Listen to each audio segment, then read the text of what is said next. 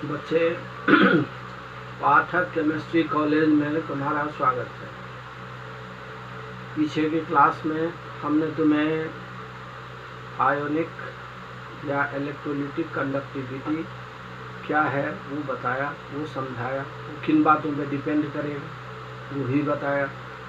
पर उस क्लास में हमने तुम्हें ये बताया था कि अब ये हम इलेक्ट्रोलिटिक कंडक्टेंस मेजर कैसे करेंगे, क्योंकि केवल जान लेने से तो कुछ नहीं होता, उसके ऊपर उसका काम भी आना चाहिए, उसके बेनिफिट्स क्या हैं, उसके यूज़ क्या हैं, ये जानना ज़रूरी है। तो अभी हम इस क्लास में इलेक्ट्रोलिटिक और आयोनिक कंडक्टेंस के ऊपर conductivity cell and measurement of cell constant, पीछे हमने तुम्हें बताया था कि हम ये आयोनिक कंडक्टेंस या इलेक्ट्रोलिटिक कंडक्टेंस जो मेजर करते हैं वो कंडक्टिविटी सेल के थ्रू और व्हीटस्टोन ब्रिज के हेल्प से हम मेजर करते हैं। यही हमारा टूल है जिससे हम आयोनिक कंडक्टेंस मेजर करेंगे। अब कैसे मेजर करेंगे, तो अब हमारे साथ तुम इसको समझने की कोशिश करो। देखो, सबसे पहले हम क्या करेंगे, सेल कांस्टेंट फाइंड करेंगे। सेल कांस्टेंट कैसे फाइंड करेंगे, तो कंडक्टिविटी सेल के थ्रू। कंडक्टिविटी सेल का जब हम सेल कांस्टेंट एक बार फाइंड कर लेंगे तो फिर हम किसी भी इसका इलेक्ट्रोलाइट का उसकी क्या कंडक्टिविटी होगी इलेक्ट्रोलिटिक कंडीशन में वो हम पता कर लेंगे। तो हम अभी वही काम करेंगे, वो मैं तुम्हें बता रहा हूँ, तुम समझो। बाकी पार्ट्स को अभी मत देखो, पहले ये देखो कि हमें क्या करना है, measurement of cell constant. Cell constant is what, that is L/A। अब L क्या होता है, A क्या होता है, इससे तुम वाकिफ हो। अगर सपोज कर लो ये मेटेलिक वायर है, ये इसका लेंथ हो गया, येलो पोर्शन इज लेंथ, और ये वाला पोर्शन इसका एरिया ऑफ क्रॉस सेक्शन है, ये वाला एरिया ऑफ क्रॉस सेक्शन है। अब ये एरिया ऑफ क्रॉस सेक्शन और ये लेंथ अगर तुम्हें पता था मेटेलिक वायर में, तो तुम फट से उसका रेसिस्टेंस मेजर कर सकते थे। यदि इस का रेसिस्टिविटी पता हो, मीन्स इसका स्पेसिफिक रेसिस्टेंस पता हो कि 1 मीटर वायर का कितना स्पेसिफिक रेसिस्टेंस होगा, तो तुम चाहे कितनी बड़ी वायर हो उसका तुम रेसिस्टेंस मेजर कर सकते थे। अब यहाँ तो क्या था, सॉलिड था, ये इलेक्ट्रिक वायर, इसका लेंथ मेजर करना भी आसान था और इसका area of cross section measure करना भी आसान था। अब थोड़ा टफ है क्योंकि लिक्विड का कोई शेप नहीं होता, जिस पॉट में हम उसको रखते हैं वही वो शेप ले लेता है।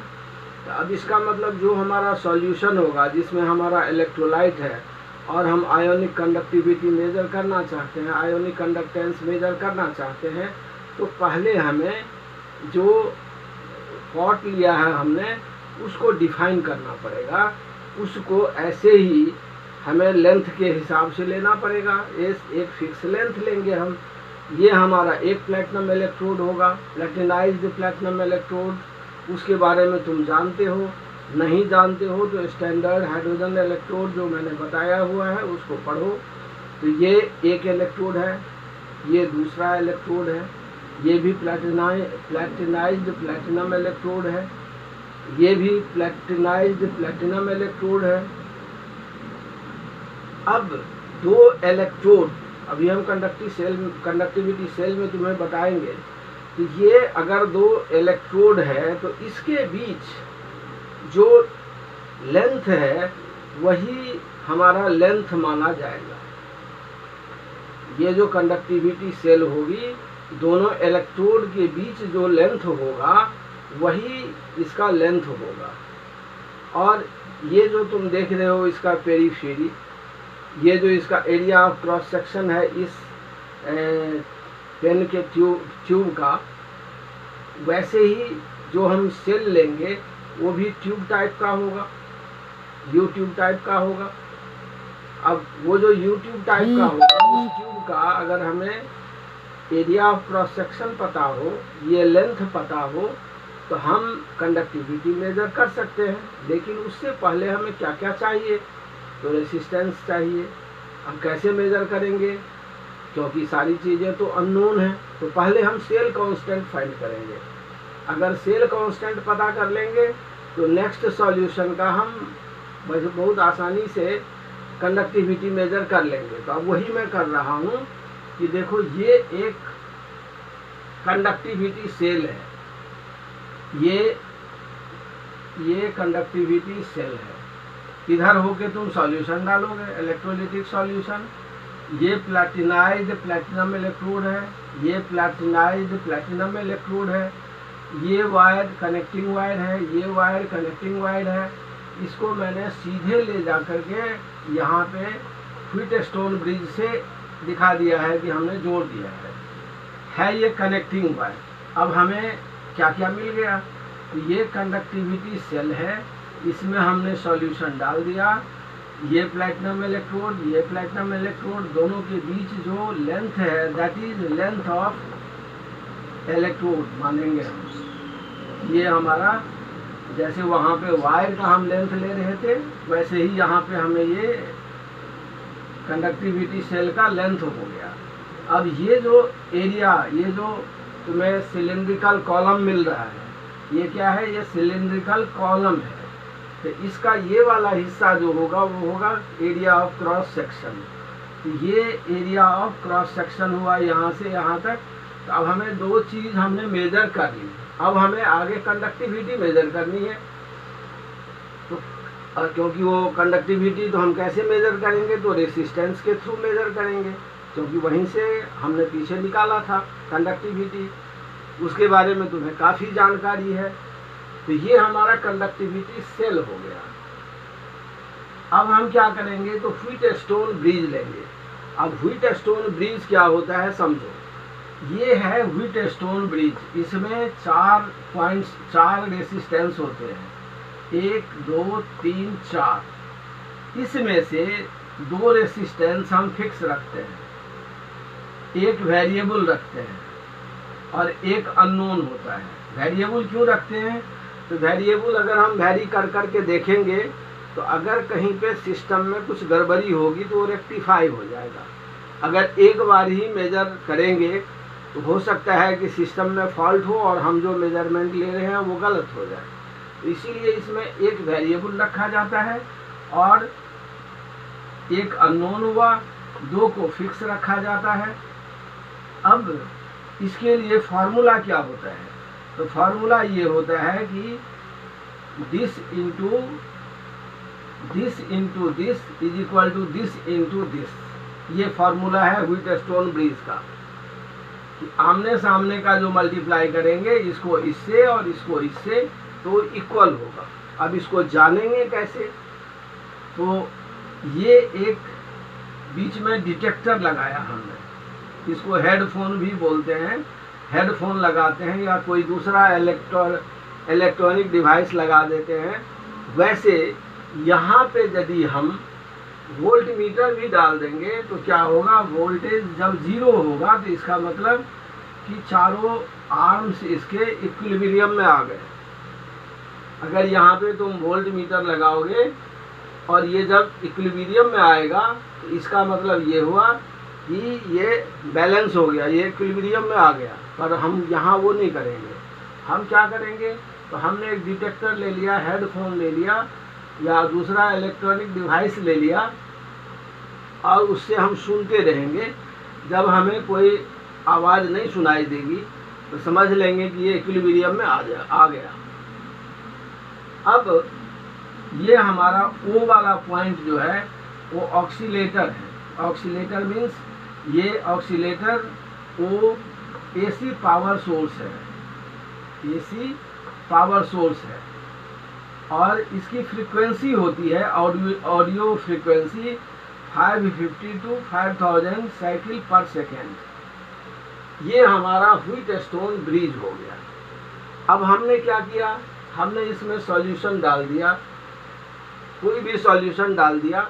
जब हमने सॉल्यूशन इसमें डाल दिया तो जो इस कॉलम की लेंथ है इलेक्ट्रोड के बीच, वो हमारे वैसे जैसे वायर लेंथ होती थी वैसे ही ये लेंथ हो गया वायर लेंथ। जैसे हमारा वायर का क्रॉस सेक्शन होता था, तो वैसे ही इस कॉलम का जो क्रॉस सेक्शन होगा, क्रॉस सेक्शनल एरिया होगा, वो इस का क्रॉस सेक्शनल एरिया हो गया। यहाँ पे जैसे ये होता था क्रॉस सेक्शनल एरिया, तो ये ऐसे ही हमारे सेल का वो क्रॉस सेक्शनल एरिया हो गया। व्हीटस्टोन ब्रिज से ये हमारा अननोन वाले पोर्शन में हमने इसको डाल दिया। अननोन वाले पोर्शन में हमारा क्या है, R2। R2 के बदले हम क्या करेंगे, इसको सेल पॉइंट बोलेंगे कि सेल का हमारा रेसिस्टेंस कितना आया। अगर सेल का रेसिस्टेंस हमारा पता पड़ गया तो हम बाकी चीज़ें फिर अलग तरीके से निकालेंगे। ये तो हुआ प्रैक्टिकल अप्रोच। अब हमारे पास क्या सब आ गया, तो हमारे पास आ गया 2 प्लैटिनम इलेक्ट्रोड्स, उसके बीच the 2 platinum electrodes are separated by length L। इसको हमने L से सेपरेट कर दिया। And area of cross section A, इसका जो एरिया ऑफ क्रॉस सेक्शन है इस कॉलम का वो है A। इस कॉलम का जो प्लैटिनम इलेक्ट्रोड के बीच का डिस्टेंस है that is L। Therefore solution confined between a column length L and area of cross section A of the cell। अब ये जो हम इलेक्ट्रोलाइट का सॉल्यूशन डालेंगे वो एक कन्फाइंड हो गया कहाँ पे, तो लेंथ L और area of cross section A के बीच में। अब तुम्हें पता है कि R is proportional to L, R is proportional to 1/A, ये ओम्स लॉ है। तो R is equal to rho into L/A, that is equal to 1/कप्पा इंटू L/A। L/A को हम सेल कांस्टेंट बोलते हैं, L/A को सेल कांस्टेंट बोलते हैं और इसको G⁻* बोलते हैं। इसका डायमेंशन L इनवर्स आएगा क्योंकि एक L और यहाँ L इंटू L होगा, तो एक L कैंसिल हो गया, ये L माइनस हो गया डायमेंशन में। तो ये हो गया तुम्हारा सेल कांस्टेंट, इसको हम ऐसे डिनोट करेंगे। ये तुम पीछे बहुत बढ़िया से जान चुके हो, नहीं जान चुके हो तो इस वाले वीडियो को दोबारा से देखो, तुम्हें समझ में आ जाएगा। यहाँ तक हमने कोई नई बात नहीं की, हमने नई बात केवल यहाँ पे की कि हम इसको मेजर कैसे करेंगे, वो हमने तुम्हें बता दिया। इस फिगर को देखो, जो हमने कहा उसको सुनो, समझो, तुम्हें समझ में आ जाएगा। यहाँ तक हम पहुँच गए, अब तुम आगे आ जाओ। अब क्या करेंगे, cell constant is measured by measuring the resistance of cell containing a solution whose conductivity is known. अब इसमें क्या है, मैंने तुम्हें बताया कि अननोन पहले ही बार में नहीं डालेंगे, अननोन पहले ही बार में नहीं डाल देंगे। पहले हम सेल कांस्टेंट पता करेंगे, फिर हम अननोन सॉल्यूशन डालेंगे, और अननोन सॉल्यूशन जब डालेंगे तो उसका हम रेसिस्टेंस लेंगे, फिर उससे हम कंडक्टिविटी मेजर करेंगे।